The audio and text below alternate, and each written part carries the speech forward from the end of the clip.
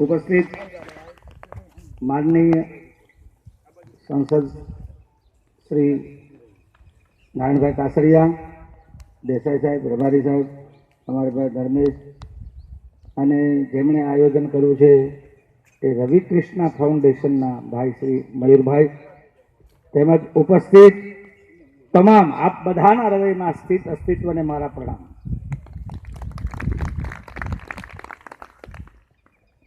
ગુફા અને ગ્રંથમાંથી જે ઋષિ પરંપરાઓને મેદાનમાં લઈ આવ્યા છે રામદેવજી. આ યોગ એટલે કાંઈ નવું છે નહીં, તમને કોઈ નવું શીખવાડવાનું છે નહીં. પણ man is not good and bad but society is him. આ જગતમાં કોઈ સારો નથી, કોઈ ખરાબ નથી.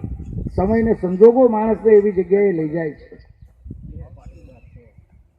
કોઈનાથી કંઈ થાય તો એને ખરાબ કહેવો એ આપણી વિચારધારા બરાબર નથી. સમય ને સંજોગો માણસને ત્યાં લઈ ગયો હોય, એની માનસિક તંદુરસ્તી માટે યોગ છે એ શ્રેષ્ઠ છે. શારીરિક અને માનસિક તંદુરસ્તી આપે છે. આ મેદાનમાં યોગને લઈ આવવાનું શ્રેય શ્રી રામદેવજીને જાય છે. આ 21મી જૂન નિમિત્તે, વિશ્વ યોગ દિન નિમિત્તે મારી આપ બધાને ખૂબ ખૂબ હૃદયની શુભકામનાઓ. અને યોગ આપ બધાના માટે, મારા માટે, બધાના માટે. અમારે ત્યાં 35 મનોરોગી બહેનો છે, એમને પણ યોગના કેમ્પ કરીએ છીએ, ધ્યાનની શિબિરો કરીએ છીએ. એનાથી રિકવરી છે એ મારો અનુભવ કહું છું, વધારાનું કાંઈ વાતો કરવા આવ્યો નથી.